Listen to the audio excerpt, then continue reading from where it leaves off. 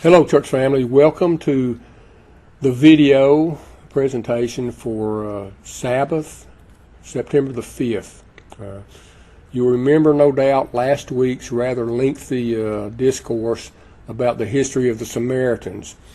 Well, I'd been thinking during the course of the week after that maybe next talk would be we'd do about Jesus' encounter with the Samaritan woman at Jacob's well, or maybe a talk about Jesus' story of the Good Samaritan. And lo and behold, what happened during the week that followed was a life experience jumped in there to boot. Actually, this happened 2 weeks ago, since I've been trying to stay a week ahead on our video recorded talks, but I'm not a week ahead now. Anyway, Wednesday afternoon a couple of weeks ago, on my way home from work, I stopped at Stockdale's in Hickson to get a couple of bags of deer food. It was a hot afternoon. It was in the mid-80s, and it felt like it was in the 90s. And as I rolled my little flat pull cart out to the truck, I saw this guy riding towards me from the direction of Stockdale's. Hobby Lobby, rather. I was at Stockdale's. He was coming from Hobby Lobby next door. He was riding over towards me. So I dropped the tailgate of the truck, and I could see that he had pulled up on his bicycle, and he was going to ask me something or for something. So I paused for a second. I asked the guy, "How's it going?" And about the same time, he asked me if I would mind getting him something to eat. He said, "You don't have to give me any money. I'm not asking for money. Could you get me something to eat?" So I decided, how you make one of those split second decisions sometimes, that I'm going to help this guy. I'm going to help this guy this time. He was covered in sweat, and I noticed that his arms were all tattooed up, and he had on he was wearing some long basketball shorts, basketball kind of shorts, those baggy shorts. Had on an old T-shirt, sleeveless, I think. The back tire of his back was flat or real low on air. He said he had a flat. His hair was real close cropped on the sides, and on the top it was real thinning like, and he, it was real red with sunburn on the top of his head. So I told him, okay, but just give me a minute. So I threw the deer food on the truck, shut the tailgate, rolled the cart back into the store, and I came back out, and he was still there.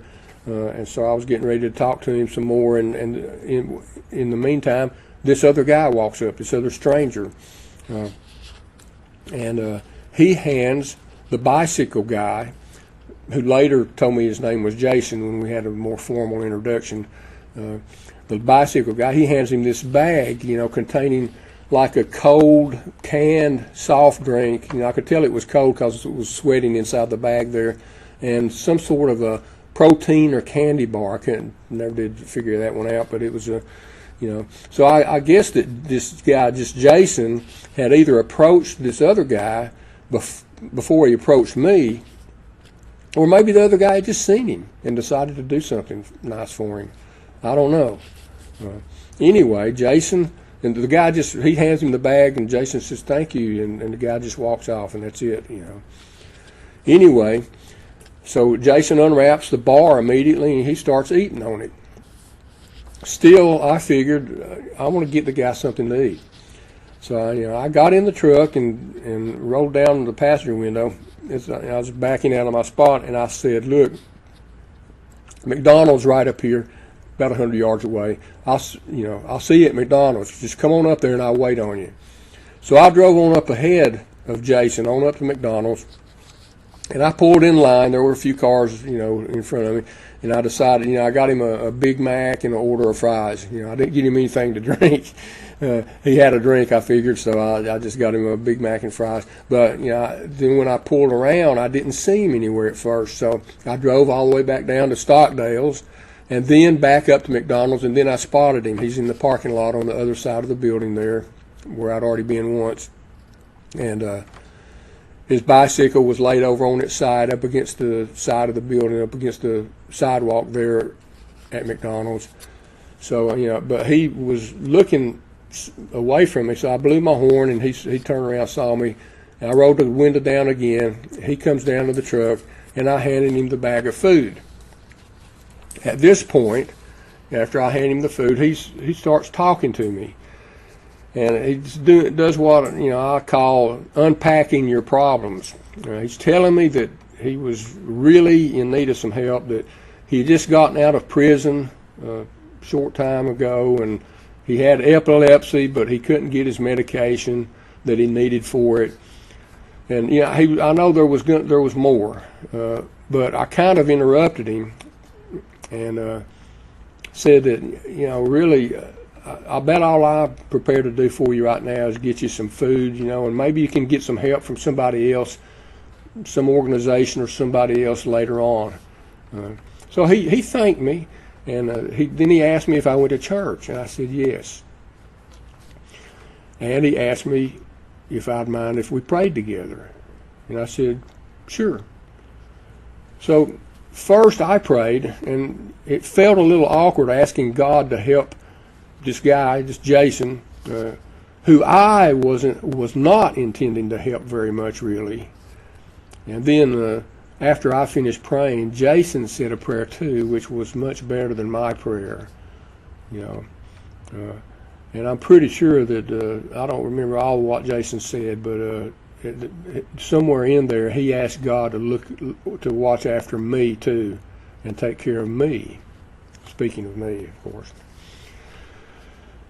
So that was it. I told him take care, And as I was pulling away, I could see in my rearview mirror there's Jason back there on the parking lot. He's fixing to sit down there on the sidewalk there, right adjacent to McDonald's, in the hot sun.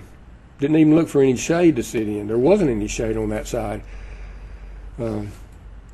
So still, I drove on, headed home, left him in my wake. Another fairly brief encounter with a homeless person. It's over with now, and soon forgotten. All in the past. I could dust my hands off and go on about my life. After all, I had at least done something.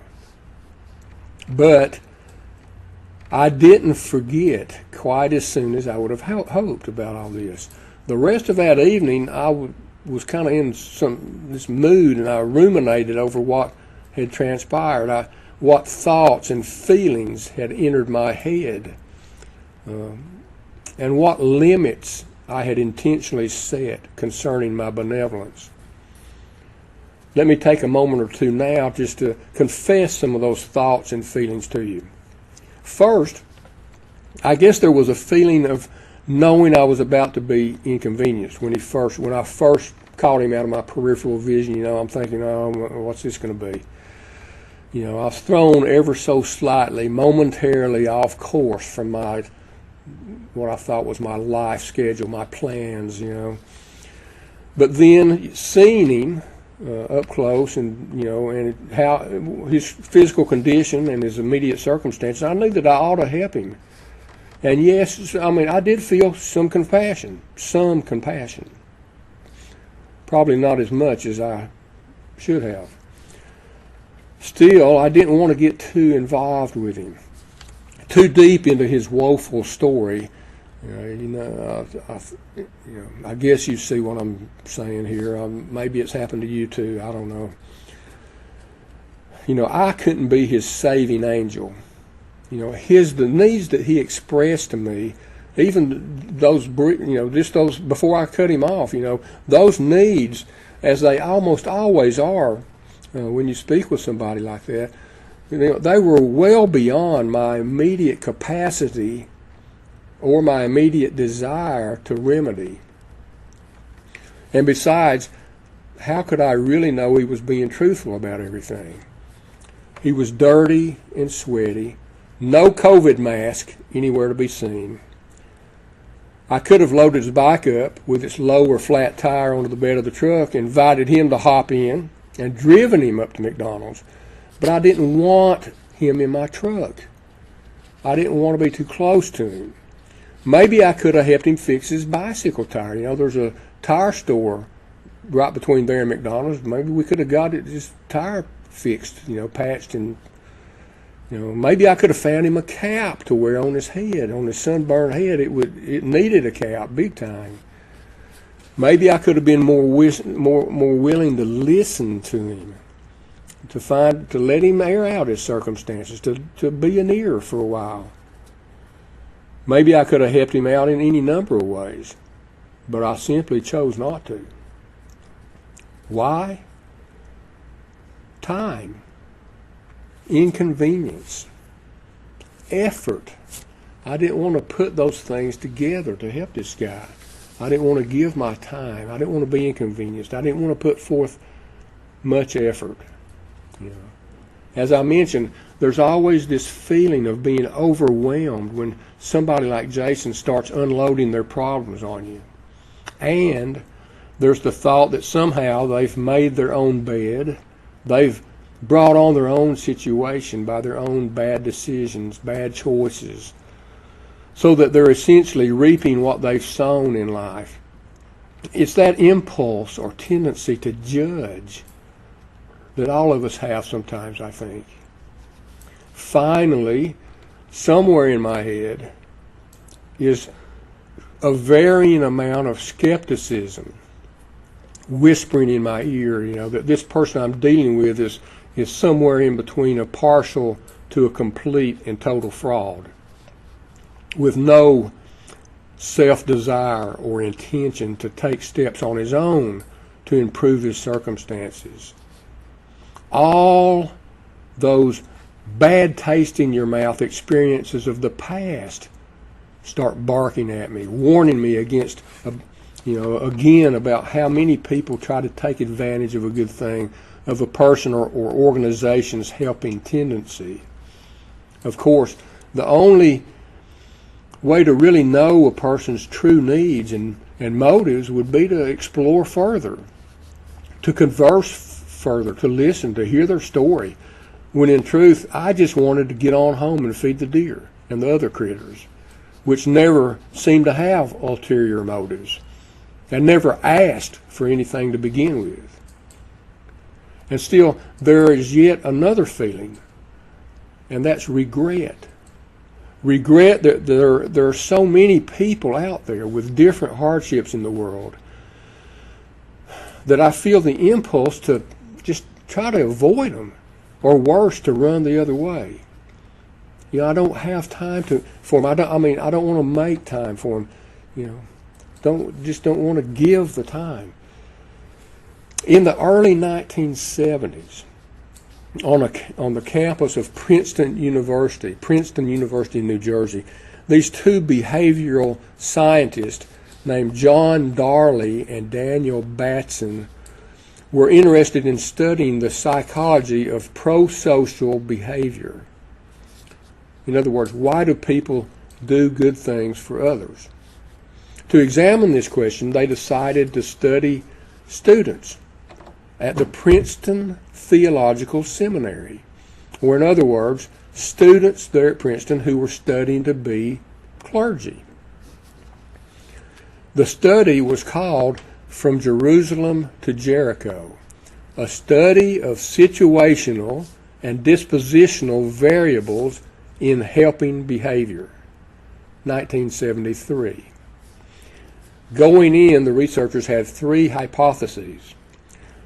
One, that people thinking religious, helping thoughts would still be no more likely than others to offer assistance. Two, that people in a hurry would be less likely to offer assistance than others. And three, that people who are religious in a Samaritan, that is a more altruistic fashion, will be more likely, to help than those who are religious more like a priest or Levite fashion, that is less altruistic. In other words, people who are religious for what it will gain them will be less likely than those who value religion for its own worth and meaning would be to help someone. The basic point of the study was to see if dispositional factors or situational factors are more influential in determining pro-social behavior. When someone is kind to another, is it because he or she has some innate qualities within that lead to that kindness? Or is it because some situational factors simply determine and allow for kind behaviors, make it easier? So they set up this epic study. Across 3 days in late fall, they had a bunch of seminary students come to a building there on campus, meet with a researcher who was more like a professor, and fill out a bunch of surveys. The surveys partly addressed if the students were religious primarily for intrinsic or for extrinsic reasons. Intrinsic, as we said, being like, I'm motivated to do good in the world, and extrinsic reasons being more like, I just want to get to heaven. Then the participants were told that they needed to prepare a brief talk to be presented at a different building nearby on campus. Some were asked to prepare a more general talk about seminary jobs, while others were asked to prepare a talk about the Good Samaritan from the Bible, about how this hapless victim on the side of the road who had been beaten up by robbers and everything was just passed by from a couple of holy individuals, while a non-holy Samaritan took the time to stop and help the fellow out. The content of the story becomes relevant, as you'll see as we go along. Participants were all told that they needed to walk to this other nearby building to meet up with another member of the team and there to give their sermonette, their talk. Now also, the different participants were caused to be in one of 3 conditions. They were either told, 1, that they had plenty of time. In fact, you're early. This was the low hurry condition. Or 2, some were told, you're on time, but you need to head on over now so you won't be late. This was the intermediate hurry condition. And then 3, you're running late. You really need to skedaddle on over there. This was the high hurry condition. Then comes the fun part. The situation was rigged, and all the participants encountered a fallen stranger in a narrow alleyway. This is the only way that they could go. The stranger was really, of course, an associate of the experimenters, and his role was to seem sick there on the ground and in need of help. He was down, shabbily dressed, coughing. He appeared destitute, slouched. The catch was that the alleyway was only 4 feet across. So in order to not help the guy, you had to practically step across him. Now the experiments had also set up a scale of helping. 0 on the scale means didn't even notice the guy, seemed not to even know, walked by without seemingly noticing him. You got to be pretty absorbed in something else not to notice the guy, right? So I guess they deserve a 0. The 1s were those who perceived that he was in need, but did not offer aid. They saw that he was in need, but they kept going. The 2s were those who did not stop for the guy, but did kind of help indirectly in a way by telling about the guy when they got to their destination, telling him about him, that maybe we ought to get him some help, maybe someone should help him. The 3s were those who stopped and asked the guy if he needed help. The 4s To get a 4, you had to stop, and not only ask the guy if he needed help, but insist on taking him inside somewhere, and trying to, but then going ahead on to your destination. Finally, the 5s were those who noticed the guy stopped and refused to leave him, insisted on taking him to the hospital or somewhere to get some assistance, even if it meant not making their appointment. Now here's what the experiment found out. 63% of the participants who were told that they were early, they stopped to help the guy. 45% of the participants who were merely on time stopped to help. But only 10% of the participants who were running late stopped to help. Now, the study has some interesting implications concerning the human condition. First of all, the overall amount of helping was pretty low, with most, that is 60%, of the participants being actually not willing to help the victim. This, of course, is ironic because the participants were, number one, they were Princeton students studying to be clergy members, and about half of them had prepared to give a talk about the lessons of the Good Samaritan from the Bible. And that's not all. The participants who claimed that they were interested in working in the clergy for intrinsic reasons, that is because they felt this strong motivation to help others, were no more likely to actually stop and help the victim than any of the other participants. In the end, no correlation was found between religious types and helping behavior. Benevolence, it seems, can become a rare and even a lost luxury as the speed of our daily lives increases, or the pressures. The researchers did conclude, in part at least, that the seminarians' general failure to intervene was not really due to indifference. It's not that they didn't care at all, or self-centeredness, or contempt. Many of the students who did not stop did appear unsettled and anxious when they arrived at the destination point.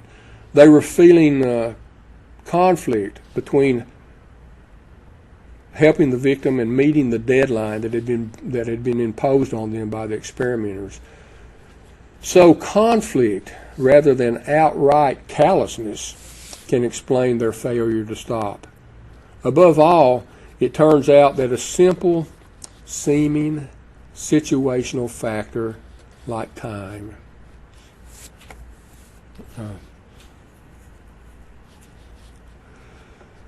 whether or not you're in a hurry, that played the dominant or primary role in determining what the people would do. The dominant cause was time pressure. Most of the students who believed they had enough time to stop did stop. In contrast, the vast majority of those who thought they were late didn't stop. In other words, the perception of time pressure or having limited time resulted in behaviors that were incongruent to the education and the chosen career and upbringing of those folks, of those students. A career that they had chosen that was devoted to helping other people. Time pressure triggered these well-intentioned students to behave in ways that, upon reflection, they would find disgraceful and embarrassing. The weight of the time constraint caused many of the students to put their immediate concern of being on time before the well-being of someone in need.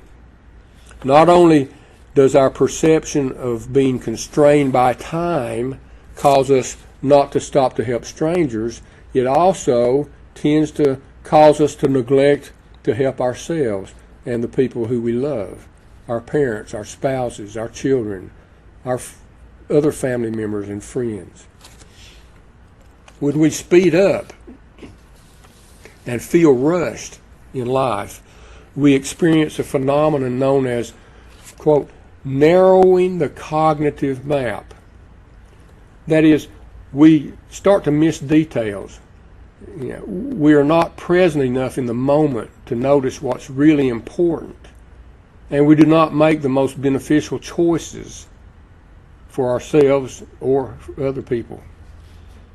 As we make our way through life, not only do we not stop to help others oftentimes, we also do not stop to help ourselves.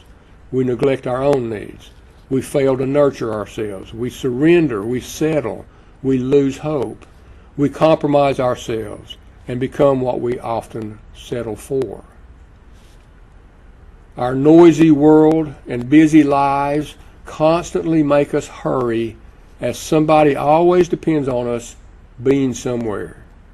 We constantly rush from place to place as if our lives depended on it. We rush while doing just about everything. We're at the mercy of commitments that are often imposed by others. When people place demands on our time, our first resort oftentimes is to cut out the thing that's most important. We can become so busy meeting business-related deadlines, for instance, that we often don't make time for our loved ones, our children, our wives, or husbands. We abandon physical exercise to get to meetings on time. We avoid medical checkups or cancel appointments that are critical to our well-being. We engage in behaviors that can put ourselves at risk for negative consequences in the future. The late German theologian and anti-Nazi dissident Dietrich Bonhoeffer wrote in his Letters and Papers from Prison, notice that, these thoughts: as time is the most valuable thing that we have, because it is the most irrevocable, the thought of any lost time troubles us whenever we look back. Time lost is time in which we have failed to live a full human life, gain experience, learn, create, enjoy, and yes, suffer. It is time that has not been filled up, but left empty. So make the best use of your time. Interrupt your daily life to help yourself, perhaps by helping someone else. Live more fully in the present. As Shakespeare wrote, time truly is of the essence. The parable of the Good Samaritan is an interesting example. What possessed the priest and the Levite to pass by on the other side when they saw the guy? We don't know. Maybe they were in a hurry. Maybe they were filled with busy, important thoughts. Maybe they had to give a talk somewhere. Or maybe they were just going to go home and feed a deer. I don't know, but, maybe the Samaritan was in less of a hurry that day. Or maybe the virtues that the religious leaders espoused were not something they actually followed themselves, that they were dedicated to or serious about. Unlike the Samaritan, whose compassion and motives were evident and sincere. Before we stop today, let's read Jesus' story, found over in Luke chapter 10, verses 25 through 42. On one occasion, Luke writes, an expert in the law stood up to test Jesus. Teacher, he asked, what must I do to inherit eternal life? What is written in the law? Jesus replied. How do you read it?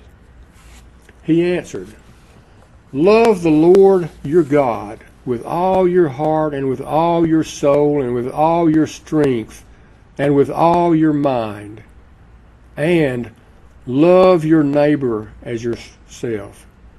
So this guy, he quoted from two passages, Deuteronomy 6, verse 5, and the second from Leviticus 19, verse 8. He knew the scriptures. Jesus said, "You have answered correctly," Jesus said. "Do this and you will live." But he wanted to justify himself, so he asked Jesus, "And who is my neighbor?" In reply, Jesus said, "A man was going down from Jerusalem to Jericho, and when he fell into the hands of robbers, they stripped him of his clothes, beat him, and went away, leaving him half dead. A priest happened to be going down the same road, and when he saw the man, he passed by on the other side. So too, a Levite, when he came to the place and saw him, passed by on the other side. But a Samaritan, as he traveled, came where the man was, and when he saw him, he took pity on him. He went to him and bandaged his wounds, pouring on oil and wine. Then he put the man on his own donkey, took him to an inn, and took care of him. The next day he took out 2 silver coins and gave them to the innkeeper. 'Look after him,' he said, 'and when I return, I will reimburse you for any extra expense you may have.' Which of these 3 do you think was a neighbor to the man who fell into the hands of robbers?" The expert in the law replied, "The one who had mercy on him." Jesus told him, "Go and do likewise." Now, immediately after Jesus' story about the Good Samaritan there in Luke, Luke includes this following interesting account of brief exchange between Jesus and Martha. As Jesus and his disciples were on their way, he came to a village where a woman named Martha opened her home to him. She had a sister called Mary who sat at the Lord's feet listening to what he said. But Martha was distracted by all the preparations that had to be made. She came to him and asked, "Lord, don't you care that my sister has left me to do all the work by myself? Tell her to help me." "Martha, Martha," the Lord answered, "you are worried and upset about many things, but only one thing is needed. Mary has chosen what is better, and it will not be taken away from her." That, friends, is what happens to us in life, isn't it? Sometimes, when we let it. We get distracted by the preparations that need to be made, caught up in our deadlines, and we fail to slow down enough. We fail to slow down enough to notice what is truly important in life. Or as Jesus told Martha, the one thing that is needed. Well, that's what happened to me. I guess that's what happens to all of us sometimes. I hope that this information that I've conveyed to you this week, if nothing else, it gets the gears turning in your head a little bit. The way that my experience with Jason got the gears turning in my head, and really left me with a sense of regret that I didn't do more that day, or do some things differently. I hope that we all will have compassion as we go forward in life this week. If we have an opportunity to do good for someone, that we do it to the best of our ability. I mean, we all have our limitations, of course, but let's show compassion in this life the way that Jesus showed us to when he lived. God is great. Thank you for listening today. Thank Jesus for coming here and having mercy upon all of us. I hope to see you again next week.